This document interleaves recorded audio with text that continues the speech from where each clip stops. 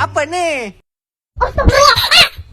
Astagfirullahaladzim. Dan gue tidak kejedar gedor. Astagfirullahaladzim. Kamu ini berdosa banget.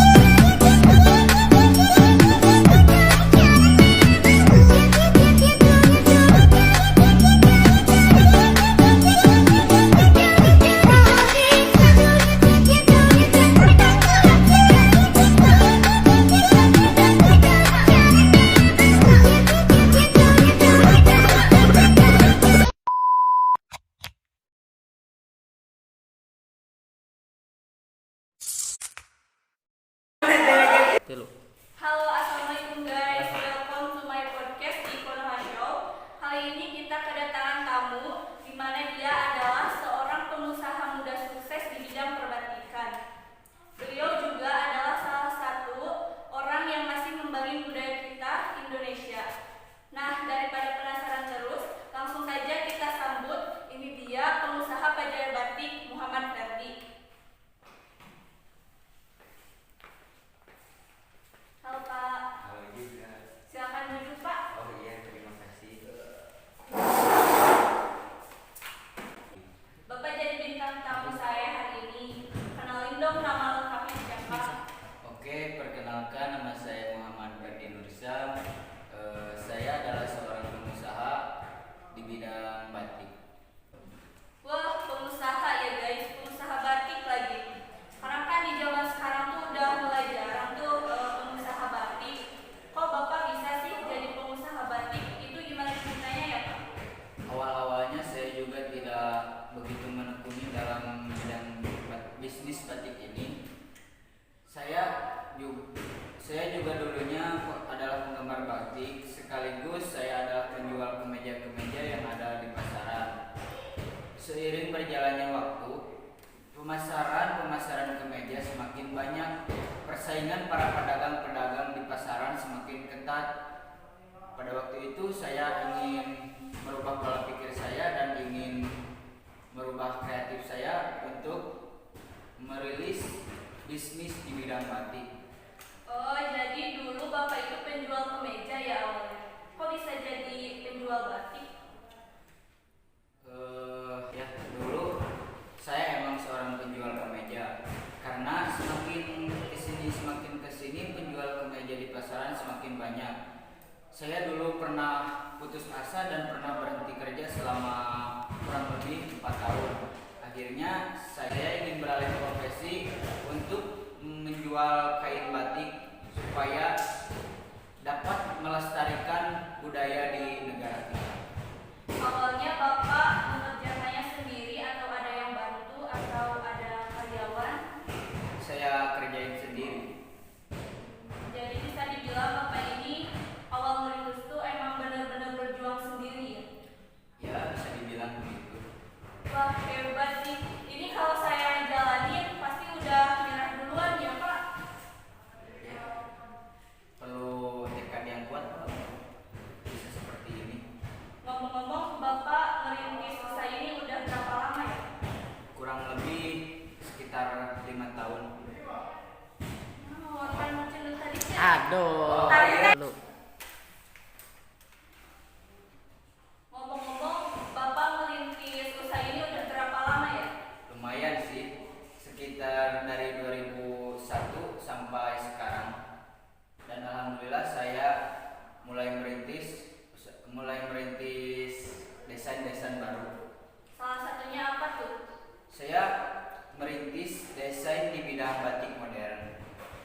Kok bisa kepikiran membuat batik modern? Emang kenapa harus batik modern gitu konsepnya? Karena saya ingin menyeimbangkan dengan seiringnya zaman. Identiknya pakaian batik itu suka dipakai oleh orang-orang tua dan orang-orang berkepentingan. Saya berkepikiran untuk supaya anak-anak muda di zaman sekarang bisa memakai pakaian batik. Makanya saya mendesain batik modern. Wah, hebat sih Pak. Ini ide benar-benar bagus dan cuma untuk mendapatkan keuntungan, tapi juga bisa mempertahankan budaya kita Indonesia. Ya, kurang lebih seperti itu.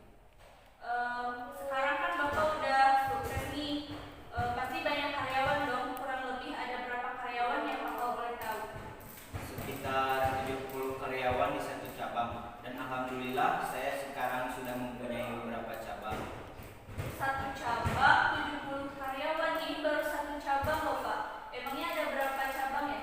Sekitar 10 cabang lah di Indonesia. Banyak juga ya Pak.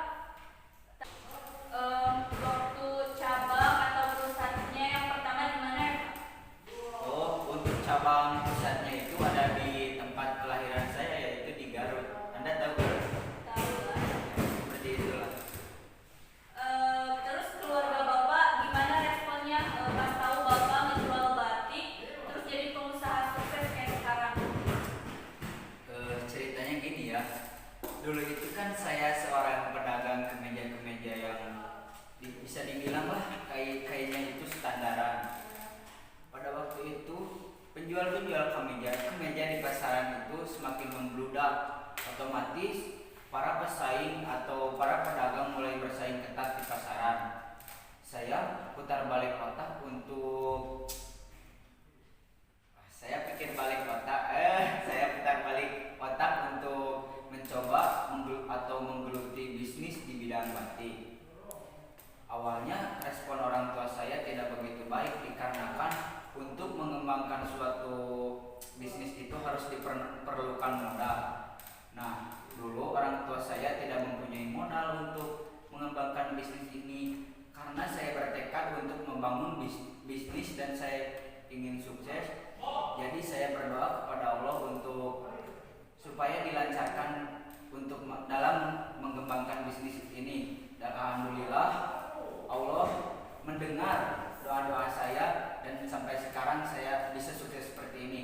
Dan alhamdulillah orang tua saya sekarang menyemangati saya dan terus mensupport saya.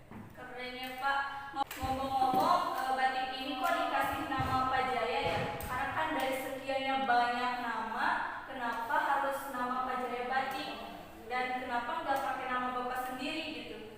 Oh, dulu itu saya memberi nama ini Pak Jaya Batik itu sekedar lucu, Mbak. Lah, kok bisa ya Pak? Ya, saya kan dulu terlahir dari seorang keluarga yang bisa dibilang kurang mapan dan kurang kaya gitulah. Otomatis saya membuat lelucon Pak Jaya itu. Pak Jaya itu singkatan dari para jajaran orang kaya, ya seperti itulah. Agak kocak ya Pak, yang awalnya cuma bercanda, terus banyak rintangan, tapi dengan gak putus asa, Bapak ini alhamdulillah bisa sesukses sekarang gitu, yang punya perusahaan batik ternama, terus cabangnya di mana-mana gitu. Nah, untuk omsetnya dalam sebulan paling mentok itu kisaran berapa ya Pak? Untuk pemasaran batik di bulan ini, alhamdulillah saya per cabangnya itu kurang lebih 2 digit lah nolnya. Rata-ratanya berapa Pak? Ya sekitaran 500 juta per cabang itu. Emang luar biasa sih Pak, bisnis batik Bapak ini ya. Ya kurang lebih seperti itu. Iya, katanya Bapak juga kemarin baru-baru ini dapat penghargaan pemberdayaan kebudayaan batik Indonesia. Kok bisa Pak? Itu awalnya gimana ya? Oh, yang itu.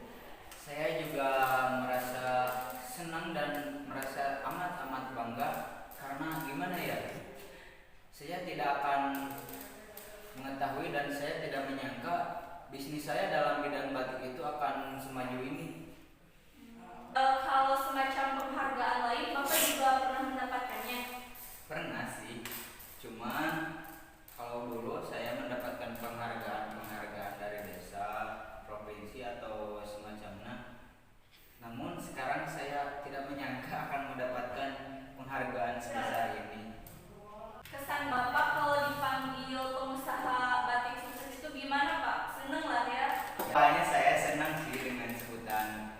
papa dan atau apalah semacamnya. Tapi makin kesini saya itu lebih kurang nyaman ya tepatnya dipanggil papa itu. Karena kenapa? Saya terlahir dari keluarga yang dibilang kurang makan lah dulunya. Jadi saya tidak ingin merubah takdir saya ingin disebut oleh teman-teman atau rekan-rekan kerja saya dengan cukup saja dengan nama panggilan nama saya. Ini beda nih. Bapak mau dipanggil biasa aja gitu. Orang bapak kebanyakan kalau di Agung itu senang gitu. Jawaban saya cukup satu. Saya ingin terlihat sederhana dan tidak ingin memperlihatkan kekayaan saya. Hal yang bapak suka yang berbeda ya. Ngomong-ngomong, bapak kan penggemar batik nih. Batik apa sih yang paling bapak sukai gitu? Oh ya, saya ingat. Batik yang salah satu batik yang saya suka itu kalau nggak salah namanya itu batik Paranglereng. Kalau nggak salah itu batik dari daerah Yogyakarta, daerah istimewa Yogyakarta, Solo. Oh kebetulan saya bawa batiknya di belakang. Mas kameramen tolong dibawa ke sini batiknya. Ya terima kasih, Mas. Kurang lebih batik yang saya suka itu seperti ini. Wah guys, jadi motif batik Paranglereng itu kayak gini ya. Kok bapak bisa suka sih batik yang kayak gini coraknya? Emang filosofinya gimana ya Pak? Motif batik ini tuh dibuatnya oleh Penembahan Senapati. Motif batik tersebut terinspirasi dari gelombang laut selatan yang dimana jadi gak semua orang tidak bisa memakai batik ini, ya dikarenakan pada zaman dulu itu hanya orang-orang bangsawan atau hanya orang-orang tertentu yang bisa memakai batik ini. Jangan salah Pak. Oh, jadi sejarahnya gimana Pak? Kok berkaitan sama ombak? Oh, tidak. Lo. Wah guys, jadi ini motif Paranglereng begini contoh salah tuh. Wah, Lo. Wah guys, jadi motif batik Paranglereng tuh kayak gini ya coraknya. Kok bapak bisa suka sih sama coraknya? Emang filosofinya gimana Pak? oh, batik itu mempunyai motif yang khas Pak. Batik itu memiliki motif diagonal berbentuk huruf S yang dimana membentuk makna dengan ombak lautan yang dimana si ombak itu ya yang selalu berkaitan dan tidak dapat terputus. Sejarahnya gimana Pak? Kok berkaitan sama ombak? Motif batik ini mempunyai makna tersirat yaitu Penembahan Senapati. Motif batik ini memiliki motif yang berkaitan dengan ombak laut selatan. Jadi ke semua orang tidak bisa memakai kain batik ini.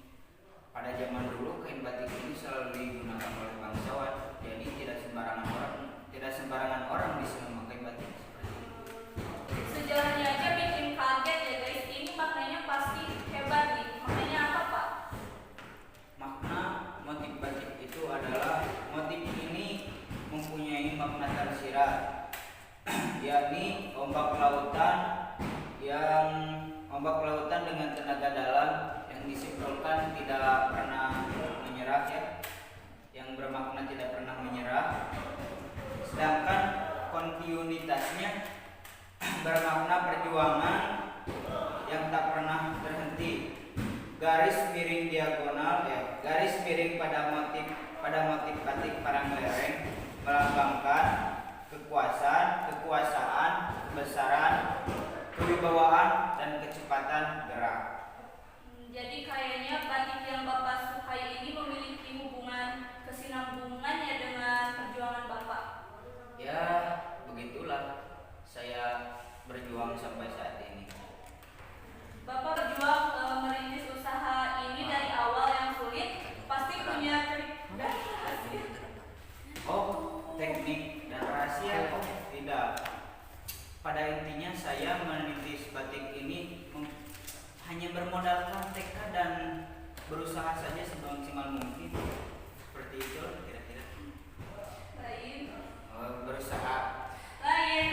Tuh. mempunyai tekad. Tuh lo. Bapak berjuang merintis usaha ini dari awal yang sulit, pasti punya trik dan rahasia ya? Hah? Trik rahasia? Oh tidak, saya hanya bermodalkan tekad saja yang kuat dan keoptimisan dalam menjalankan bisnis batik ini. Bercanda Pak.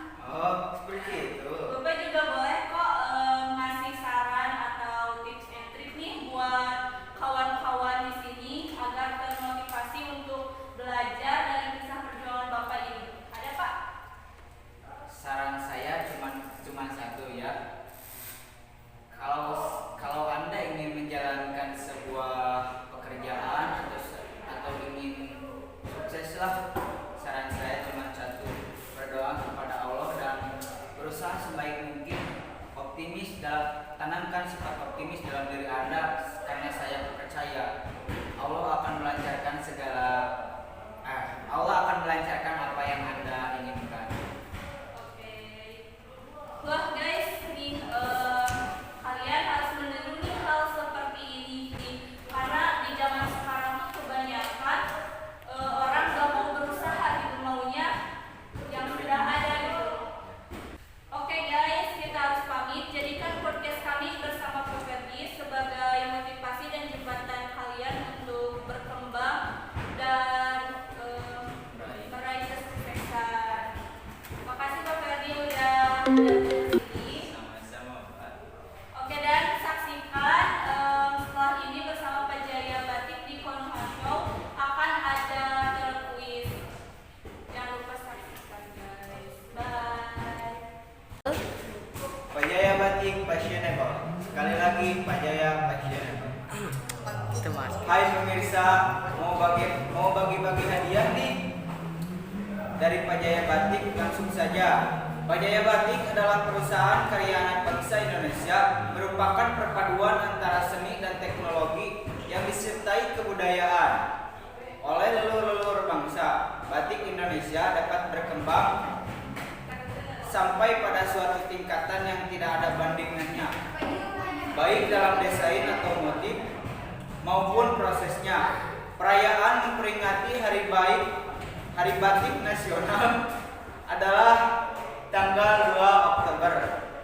Batik dibuat menggunakan malam. Malam adalah bahan lilin khusus untuk membuat batik. 081295667731 sekarang dibuka bagi Anda yang ingin mendapatkan hadiah dari Pak Jaya Batik. Jangan lupa ada pasportnya ya, dari Pak Jaya Batik Fashionable. Sekali lagi Fashionable. Yang pertama ini hadiahnya adalah uang sebesar 7 juta rupiah. Halo, assalamualaikum. Waalaikumsalam. Dengan siapa dan di mana? Dengan Dian Permana di Bumbulang. Paspornya? Pak Jaya Batik Fashionable. Sekali lagi Fashionable. Oke, betul sekali paspornya. Dan sekarang jawab ya. Pertanyaan pertama, kapan, tanggal berapa memperingati Hari Batik Nasional? A. 2 Oktober, B. 3 Oktober, C. 7 Oktober. A. 2 Oktober. Ya, benar sekali. Jawaban pertanyaan kedua, bahan apa yang digunakan untuk membuat batik? A. Malam, B. A. Malam, B. Nilam, C. Tulang. A. Malam. Baik, Bapak benar semua. Alhamdulillah, selamat Anda mendapatkan uang sebesar 7 juta beserta batik dan pajaknya jangan lupa dipotong. Sekian, wassalamualaikum warahmatullahi wabarakatuh.